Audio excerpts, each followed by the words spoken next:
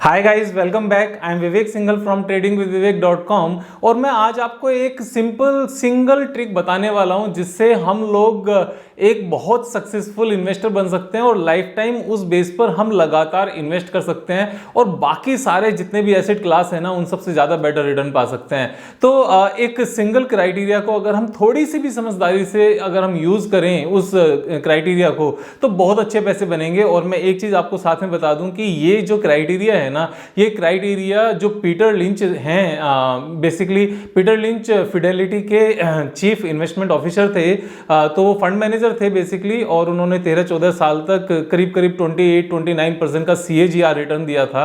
तो एक most successful time था वो 13-14 साल का, जिस पीरियड में किसी म्यूचुअल फंड ने 13-14 साल तक लगातार जो CAGR एवरेज रिटर्न थी वो 28-29% थी। तो उन्होंने भी सेम ही चीज़ को फॉलो किया था। तो उनकी बुक्स पढ़ के ही मुझे ये चीज़ें काफ़ी हद तक नॉलेज में आई थी। बुक का नाम भी मैं बता देता हूँ। बुक का नाम है one up on Wall Street, one up on Wall Street, written by Peter Lynch. तो उन्हीं से ये चीज़ सीखी है, मैं आपके साथ शेयर कर रहा हूँ। वो है कि जो ब्रांड्स हम डेली यूज़ करते हैं ना, और जो ब्रांड्स हमें अच्छे नज़र आते हैं कि ये ब्रांड्स अच्छे हैं और आगे भी ये ब्रांड्स बिकते रहेंगे, सिर्फ और सिर्फ उन कंपनीज में जब वो प्राइसेस नीचे आ जाए ना उनमें पैसे लगाते रहो। अब जो प्राइस नीचे आने वाला सीन है, मैं हर वीडियो में रिपीट कर देता हूँ, 200 दिन के एवरेज, मूविंग एवरेज के नीचे जब भी प्राइस आए तो उसको मैं अच्छा प्राइस मानता हूँ। बाकी सब चीज़ें बहुत ज़्यादा कंसिडर करने की जरूरत नहीं होती टेक्निकल पॉइंट ऑफ व्यू से।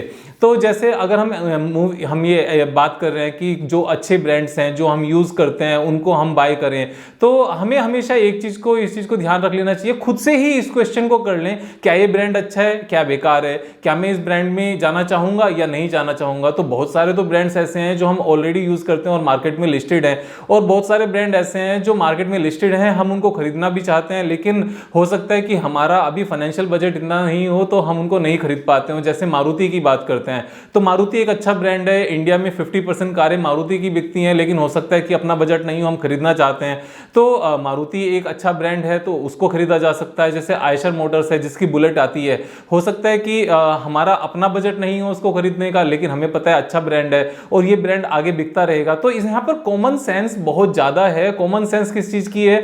जो इस चीज़ को डिसाइड करेगी क्या ये प्रोडक्ट अच्छा है और क्या ये प्रोडक्ट बिकता रहेगा। देखो, अगर प्रोडक्ट यूज़ किया है तो हमें पता है कि अच्छा है, यूज़ करने के बाद में अगर हम सेकेंड टाइम भी उसको खरीदने जा रहे हैं ना और किसी को रिकमेंड भी कर रहे हैं, तो वो ब्रांड अच्छा है और वो कंपनी भी ग्रो करती रहेगी। यहाँ पर दो चीजें इंपॉर्टेंट हो गई, एक तो ब्रांड अच्छा है यानी कि हम खुद यूज कर रहे हैं और हम दोबारा भी यूज करेंगे। सेकंड पॉइंट इसमें यह है कि हम किसी और को भी रिकमेंड करेंगे, यानी कि जो एग्जिस्टिंग कस्टमर्स हैं वो तो उस प्रोडक्ट को दोबारा यूज करने ही वाले हैं, साथ में रिकमेंड करने की वजह से ना जो नया कस्टमर बेस भी उनको मिलने वाला है वो उनका एक्स्ट्रा एडवांटेज है। तो एग्जिस्टिंग कस्टमर के बेस पर क्या मिलता है उनको अपना जो रेवेन्यू है वो बना रहता है, लेकिन साथ में एक ग्रोथ भी मिलती है, वो इन्फ्लेशन की होती है। अगर किसी प्रोडक्ट ने अपने प्राइसेस इन्फ्लेशन के हिसाब से 4% साल के बढ़ा दिए तो वो तो ग्रोथ है ही, लेकिन साथ में जो नया कस्टमर बेस मिला ना उससे उनकी ग्रोथ आ गई। तो अगर 10% तो नया कस्टमर बेस मिल गया और 4-5% उन्होंने इन्फ्लेशन के हिसाब से अपने प्रोडक्ट्स की रेट बढ़ा दिए, तो टोटल 15% ग्रोथ आ गई।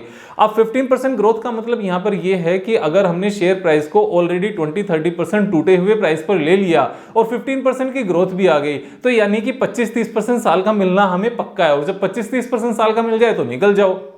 अब यहाँ पर जैसे ब्रांड्स की मैं बात कर रहा हूँ ना, तो ब्रांड्स को देखना कैसे है, रोजमर्रा की चीज़ों में हमें देखना कैसे है। जैसे एक मैं आपको ब्रांड बताता हूँ, स्कॉच ब्राइट। स्कॉच ब्राइट से इंडिया में शहरों में ज़्यादातर जो घरों के बर्तन है ना वो स्कॉच ब्राइट की पैड से ही साफ होते हैं। हमें पता है स्कॉच ब्राइट आता है, लेकिन स्कॉच ब्राइट को कौन सी कंपनी बनाती है बहुत कम लोगों को पता है, क्योंकि हमने रैपर के पीछे प्राइस देखने की तो आदत डाली हुई है, लेकिन कौन सी कंपनी उसको बनाती है ना ये आदत नहीं डाली हुई। इसको 3M इंडिया बनाती है, जो वर्ल्ड में मीन्स यूएस का एक बहुत बड़ा जायंट है, बहुत बड़ी कंपनी है, और पूरी दुनिया में ही है, सिर्फ यूएस में क्या, और इंडिया में भी इसके बहुत सारे प्रोडक्ट्स आते हैं। इवन ये कार क्लीनिंग में भी है, कार की बहुत सारी और चीज़ों में भी है, और फेविस्टिक भी आती हैं इनकी 3M इंडिया की। तो बहुत सारे प्रोडक्ट्स हैं, आप उनको सर्च करोगे, वेबसाइट पे जाओगे तो आपको पता चल जाएगा। अब जैसे दूसरे ब्रांड की बात करते हैं कि हम आशीर्वाद आटा खाते हैं, ITC का आता है, हम सनफीस्ट खाते हैं, ITC का आता है, ब्रिटानिया खाते हैं हम, और नेस्ले, डाबर, और जितनी भी ये प्रोक्टर एंड गैम्बल के प्रोडक्ट्स प्रोडक्ट्स यूज करते हैं, हिंदुस्तान यूनिलीवर के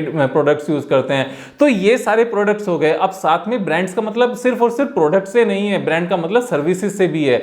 तो जो कंपनीज सर्विसेज प्रोवाइड करती है ना, हमें उस सेगमेंट को अनटच नहीं रखना, उसमें भी जाना है। अब जैसे हम सर्विसेज की बात करते हैं तो एचडीएफसी बैंक है। अब बैंकिंग में अगर हम किसी में अकाउंट खोलना चाहेंगे तो हम अपने आप से पूछ लें कि किस में खोलना चाहेंगे। तो जिस में खोलना चाहते हैं ना कि यार इन दोनों तीनों में से किसी में भी खुल जाए तो चलेगा, यानी कि वो दोनों तीनों अच्छे हैं, उन दोनों तीनों को अपनी लिस्ट में ऐड करो और जो वो सस्ते हो जाएं तो उनमें पैसे लगा दो। अब जैसे बात करते हैं हाउसिंग फाइनेंस की, हाउसिंग फाइनेंस में अगर हम देखें तो कौन सा अच्छा है कि ठीक है यार, एचडीएफसी से लोन ले सकते हैं, सेफ है, सब कुछ ठीक है, आईसीआईसी से भी ले सकते हैं, वो भी ठीक है, एसबीआई से भी ले सकते हैं, वो भी ठीक है। अब इन सब में से जो भी समझ में आता है उसको ले लो। सरकारी कंपनी में मैं इन्वेस्ट करने के लिए मना इसलिए करता हूं क्योंकि उनका प्रॉफिटेबिलिटी पे ज्यादा फोकस नहीं होता, और क्योंकि प्रॉफिटेबिलिटी पे ज्यादा फोकस नहीं है तो वो हमें कमा कर कैसे देंगे। तो वो सर्विस अच्छी दे रहे हैं, सब कुछ अच्छा है, सरकारी है, सेफ है पूरी तरह से, लेकिन हमारा पर्पस यहाँ पैसा कमाना भी है, तो हम उसको साइड में रख सकते हैं और उसको अपनी लिस्ट से हटा सकते हैं। अब जैसे और बहुत सारे प्रोडक्ट्स हैं, अगर हम सपोज ब्रीफकेस लेने जाते हैं तो कौन सा लेंगे, वीआईपी का चलेगा, हाँ जी अच्छा है। हम पिज्जा खाने जाते हैं, डोमिनोज चलेगा, ठीक है, जुबिलेंट फूड अच्छा है। हम अंडरगारमेंट्स लेने जाते हैं, ठीक है, जोकी के अच्छे हैं, पेज इंडस्ट्रीज चलेगा। हम स्टेशनरी लेने जाते हैं, ठीक है, आईटीसी का अच्छा है तो वो चलेगा। तो हमें इस तरह से चीजों को देखते रहना है, और जहां जहां पर ब्रांड्स आते हैं ना उनको सीधा सीधा देखो, उनकी बैलेंस शीट ठीक है तो अच्छा है, और बैलेंस शीट भी ठीक है, हमें ब्रांड का भी पता चल गया, और साथ में हमने अच्छा बैलेंस शीट देखने की बातें बड़ी सिंपल सी हैं। दो चीजें देख लो, आरओसीई 30% के आसपास हो और उसका जो डेट इक्विटी रेशियो हो वो जितना कम हो उतना अच्छा है, ग्रोथ हमें अपने आप नजर आ जाएगी।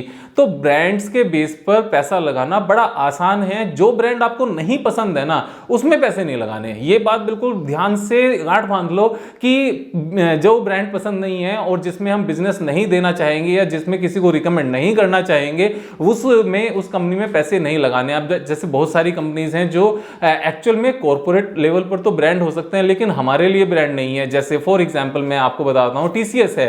टीसीएस का हमें नहीं पता वो क्या करती है क्योंकि हम तो उसकी ना सर्विसेज यूज करते हैं और ना ही हम उसके प्रोडक्ट यूज करते हैं। तो अगर आपको सिंपल तरीके से चलना है ना और टीसीएस अगर छूट भी जाए आपके पोर्टफोलियो में नहीं भी है तो भी सर कोई दिक्कत नहीं है। क्या फर्क पड़ता है इस चीज से? इस बात से कोई फर्क नहीं पड़ता। हमें पैसे कमाने हैं, हमारा पर्पस ये नहीं है कि हमें इसी कंपनी से कमाने हैं, नहीं मैं तो टीसीएस से ही कमाऊंगा, टीसीएस से ही पैसे कमाने हैं। सर देखो पैसों का ना कोई रूप होता है ना रंग होता है ना कोई उसका नंबर होता है, ना हम करेंसी पे ये देखकर चलते हैं कि इस नंबर का नोट मेरे पास था ये वापस आएगा नहीं आएगा, कोई फर्क नहीं पड़ता सर। सिर्फ फिगर्स होती हैं कि हमारे पास 20 लाख है, 30 लाख है, 20,000 है या 20 करोड़ है, तो उन सब चीजों का कोई लिंक ही नहीं है। सिंपल सा, बहुत ही सिंपल सा तरीका है। जो ब्रांड आप खुद यूज करते हो दोबारा यूज करोगे और किसी तीसरे पर्सन को रिकमेंड भी करोगे और उसकी बैलेंस शीट में आपका रिटर्न ऑन कैपिटल एम्प्लॉय ठीक है, उसका डेट इक्विटी रेशियो कम है और वो 200 दिन के मूविंग एवरेज के नीचे है, सर पैसे लगा लो, किसी से कोई पूछने की जरूरत नहीं है। आप सेल्फ इंडिपेंडेंट इन्वेस्टर बन जाओगे लाइफ टाइम के लिए। महीने के आखिर में पैसे बच रहे हैं, उस पैसे में उस टाइम पर ये देखो कि ये मेरे 20-30 ब्रांड्स हैं